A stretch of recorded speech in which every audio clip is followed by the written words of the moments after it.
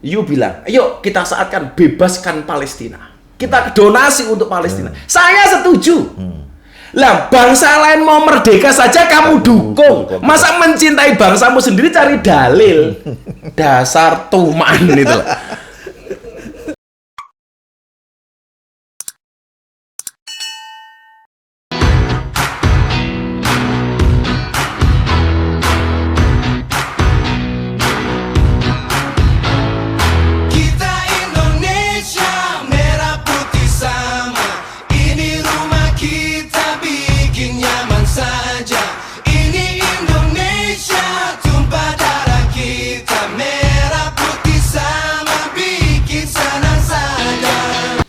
Warga Indonesia, kita lanjutkan bincang kita tentang kebangsaan keindonesiaan dan plus tentang keislaman, agama dengan Gus Miftah. Gus, tadi Gus bilang mendirikan pesantren di kampung tempat kelahiran yang mayoritas bukan tempat kelahiran, Bro. Bukan ya?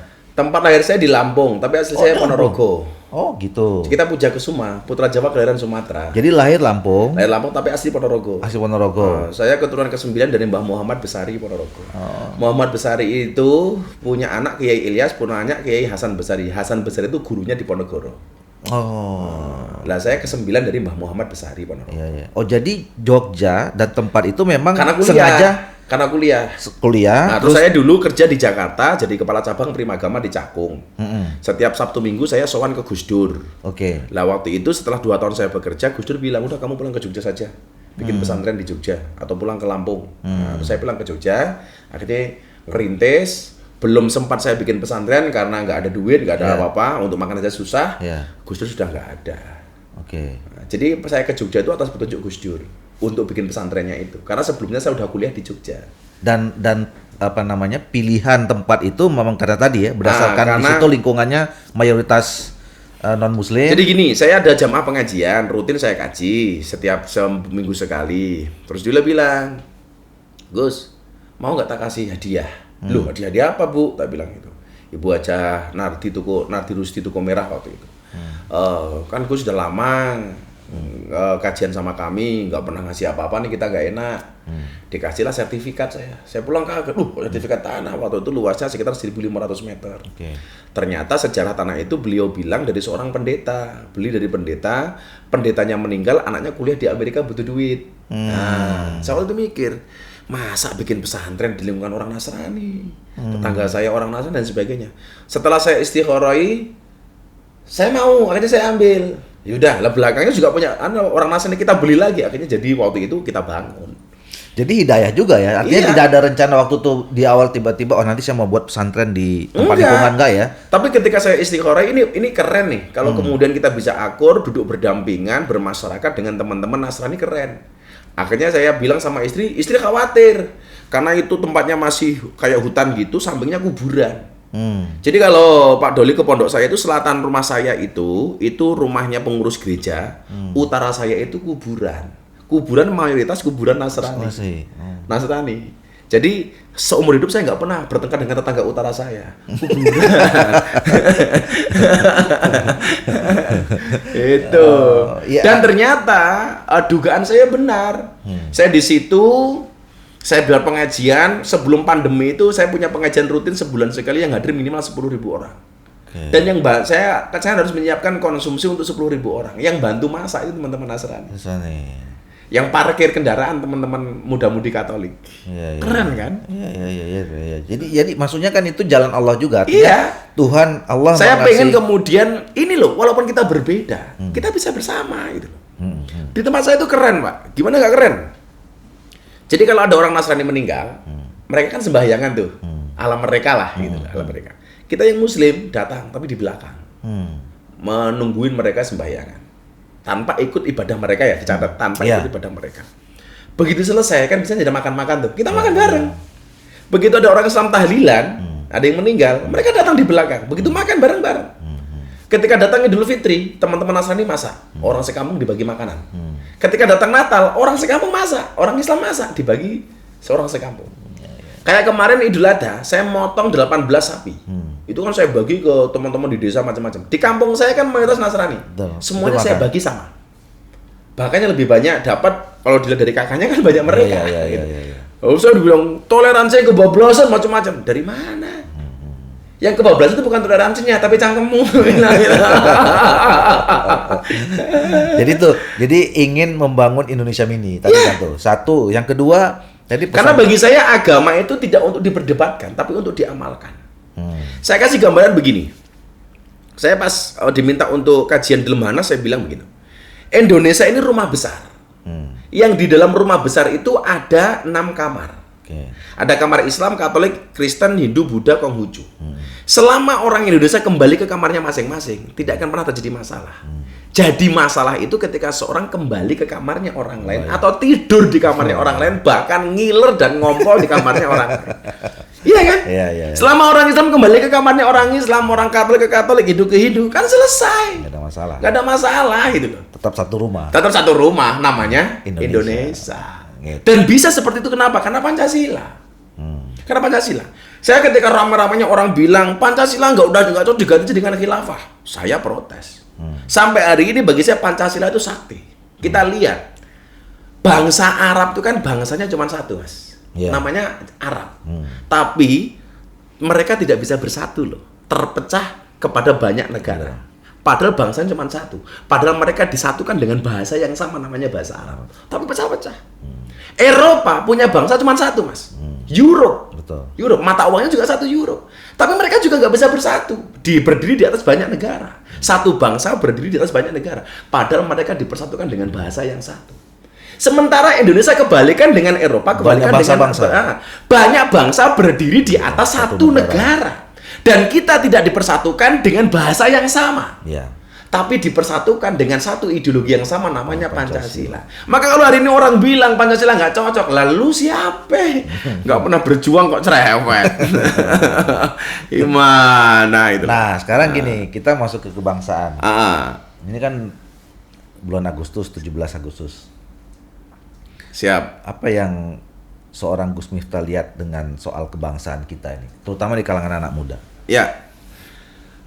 Bagi saya kemerdekaan itu harus ada. Kemerdekaan itu bukan hanya terbebas dari penjajahan, tapi juga kemerdekaan itu mengisi kemerdekaan dengan prestasi. Dengan prestasi. Bahkan kalau saya bilang sama teman-teman saya di follower saya itu, jadilah orang terkenal karena prestasi, bukan karena sensasi. Oke. Karena prestasi seperti Grisia, seperti Apriani, Ya. itu keren. Walaupun sekarang banyak orang pansos, banyak politisi mengucapkan selamat, meraih emas, ya itu kan. Tapi apa coba yang terjadi? Gambar foto politisinya lebih besar daripada gambar atletnya. Situ waras. Tuman. Gitu loh. Kalau mau ngasih ucapan selamat, mau yang dipasang gambar atletnya gitu loh. Besar, ya. Ngapain kok pansos-pansos kayak gitu? Untung Pak Doni nggak ada itu kayak gitu loh. Nanti kita mau undang sini aja guysanya. Ya mending gitu kan gitu loh. Masa gambar politisnya lebih besar? Kan nggak waras. Nggak waras. Ini bagi saya mereka mengisi kemerdekaan dengan prestasi. Dengan prestasi. Dan ini yang harus kita galakkan hari ini. Ya. Kalau dulu Bung Karno bilang apa? Berikan kepada aku 10 pemuda akan kuguncang dunia. Kalau sekarang kan enggak. Berikan kepada aku 10 orang pemuda akan kujadikan ganteng-ganteng serigala. Artinya apa? Yang perlu kita lakukan mengisi kemerdekaan dengan prestasi. Yeah. Prestasi. Maka saya mencatat begini, Pak. Pengen jadi orang besar itu syaratnya apa? 1, melawan orang besar. Kalau melawan orang besar, biasanya jadi orang besar. Minimal terkenal. Walaupun berakhir di penjara umpamanya. Tapi banyak orang besar dikenal orang gara-gara melawan orang besar. Yeah. Banyak lah. Yeah. Kemudian kedua, apa? Menyelesaikan masalah besar. Kalau pengen dikenal jadi orang, menyelesaikan masalah besar. Lah kita jangan menjadi orang yang melawan orang besar, tapi jadilah yang kedua, problem solver loh. Itu baru keren. Artinya apa? Kita terkenal, kita dikenal sama orang karena prestasi, bukan karena sensasi. Oke. Nah sekarang untuk merawat ke Indonesia itu gimana? Sekarang gini contohnya, saya lihat pertama kali sosok Gus Miftah ini kan pakai belangkon, pakai baju Jawa.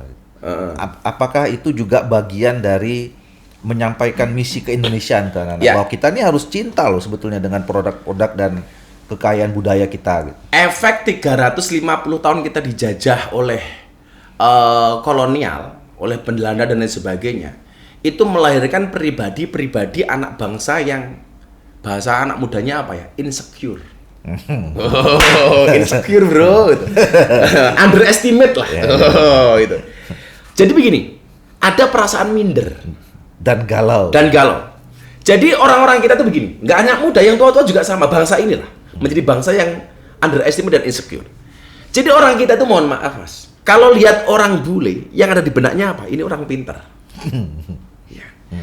Mohon maaf, kalau lihat orang Cina, yang ada di benaknya apa? Ini orang kaya. Kita tidak salah loh ya. Kalau melihat orang Arab pakai serban, dia kan pakai jubah, ini orang suci. Padahal kalau pakai jubah di Arab itu tidak semua. Sopir truk juga pakai jubah. Orang di kebun kurma juga pakai jubah dan lain sebagainya. Tapi pandangan kita, karena kita mungkin ya, karena terlalu lama dijajah, kita menjadi pribadi yang insecure. Lah, padahal sebenarnya kita punya kebudayaan yang tidak kalah dengan mereka. Kalau ngomong budaya ya, saya pernah tanya begini, Gus, jubah itu sebenarnya sunnah atau budaya? Tinggal dari mana kacamatanya memandang. Ini bisa sunnah, bisa budaya. Kenapa sunnah? Karena Kanjeng Nabi menggunakan jubah juga. Padahal yang namanya sunnah itu adalah qauluhu wa af'aluhu wa takriruhu. Ucapan, perbuatan, dan ketetapan Rasulullah. Karena Rasulullah af'aluhunya menggunakan jubah, ya berarti sunnah.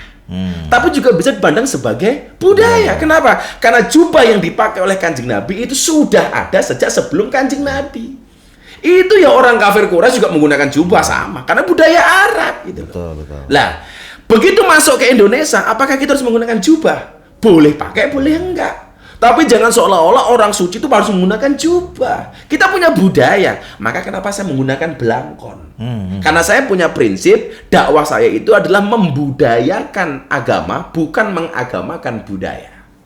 Membudayakan agama, bukan mengagamakan budaya. Dan bagi saya antara agama dan budaya bisa diselaraskan, tidak bermusuhan.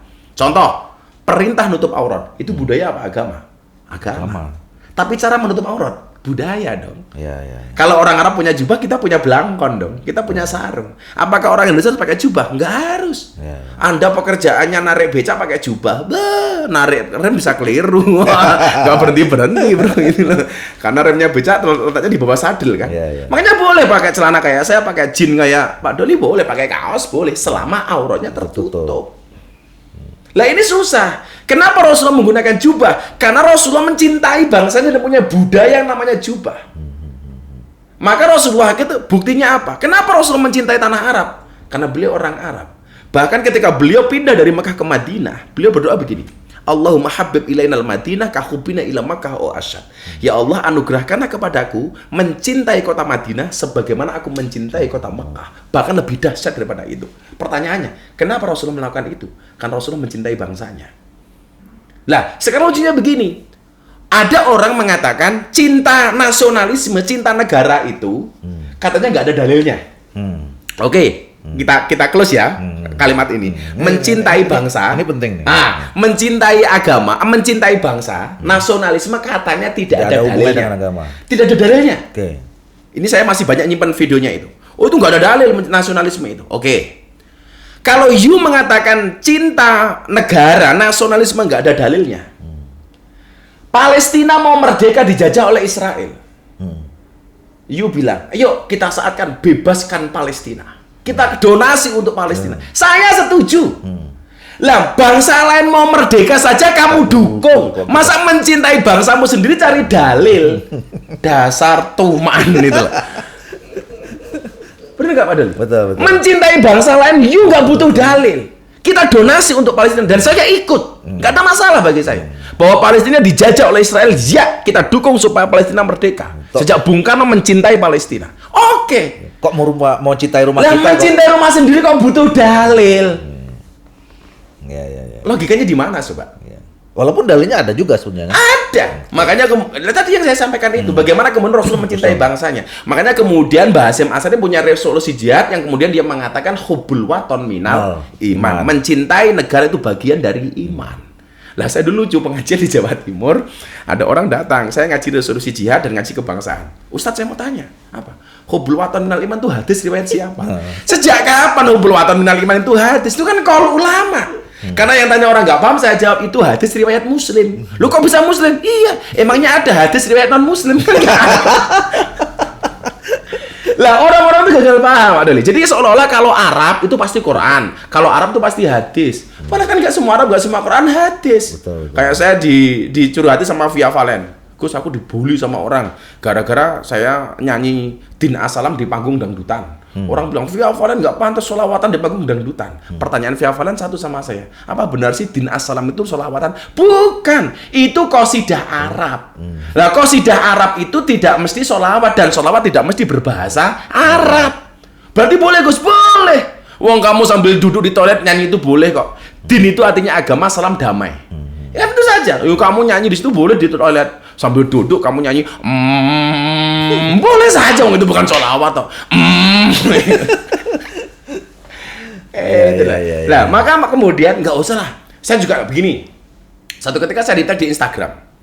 Awas hati-hati dengan lagu musyrik. Kaget saya.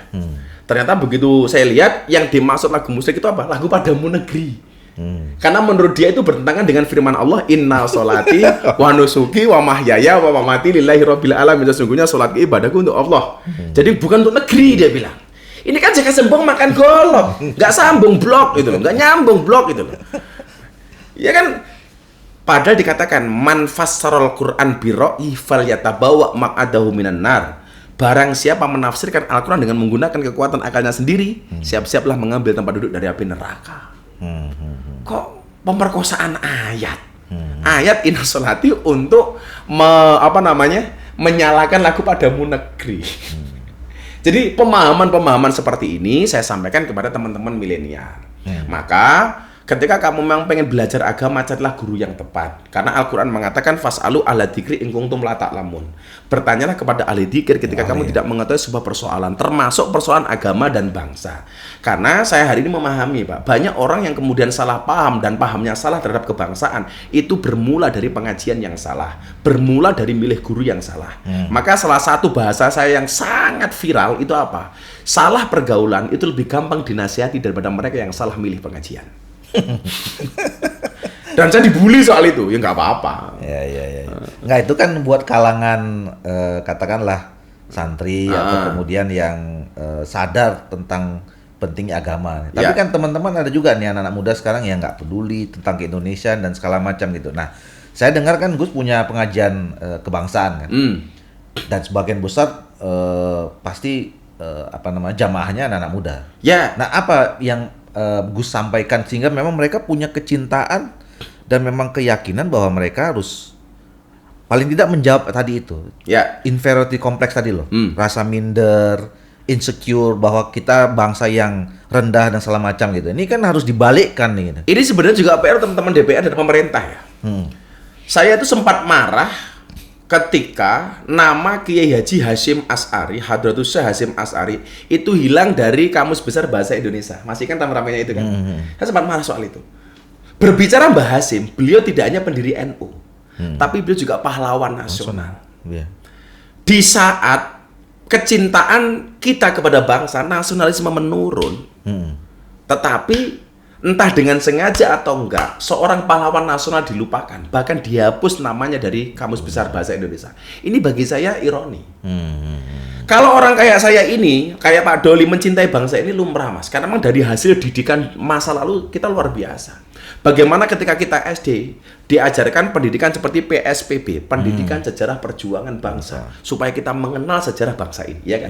Kita diajarkan PMP, pendidikan moral Pancasila, soal Pancasila dan lain sebagainya. Kita dikenalkan dengan lagu-lagu kebangsaan, lagu-lagu nasionalis. Kita dikenalkan dengan nama-nama pahlawan, Cut Nyadin, ya kan? Cut Mutia dan lain sebagainya. Hari ini nggak ada, Mas. Pelajaran sejarah nggak ada. Lagu-lagu kebangsaan sudah tidak dikenalkan lagi. Pelajaran tidak mendukung, hanya berorientasi kepada mata pelajaran yang untuk ujian akhir nasional.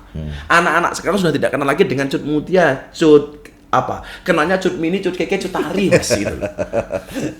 Artinya apa? Ini PR besar. Betul. Dulu mau SD masuk SMP ada penataran P4. Karena nggak ada lagi. Nggak ada. Malah anti. Dulu Dulu kita SMP masuk ke SMA sama.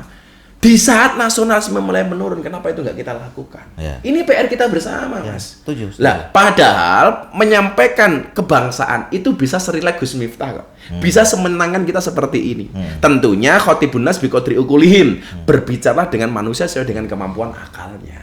Lah anak-anak itu kan perlu kita openi dengan cara-cara seperti ini, Mas. Iya. Itu loh. Nggak, jadi artinya Gus Miftah juga mengatakan bahwa negara ini juga dan pemerintah punya tanggung jawab kan Punya tanggung jawab. untuk tetap merawat keindonesiaan anak-anaknya. Ya. Dengan cara apa saja melalui Dengan cara apapun Ya. yang efektif untuk diterima oleh mereka. Saya tuh biasa mas pengajian, saya bawa uang. Ayo yang hafal Undang-Undang Dasar 45 saya kasih uang 1 juta. Ayo anak-anak kecil yang hafal Pancasila saya kasih uang. Oh, bukan sepeda. Belum. Nanti kalau mau dapat sepeda harus menghafalkan nama-nama ikan. Kan bahaya nanti ikan tongkol kan. Itu pola-pola yang bagus. Pola-pola yang bagus. Iya. Dan ini saya berharap pandemi ini segera berakhir karena memang ada kerinduan saya dengan teman-teman muda itu untuk mengenalkan kebangsaan ini secara menyenangkan kepada mereka.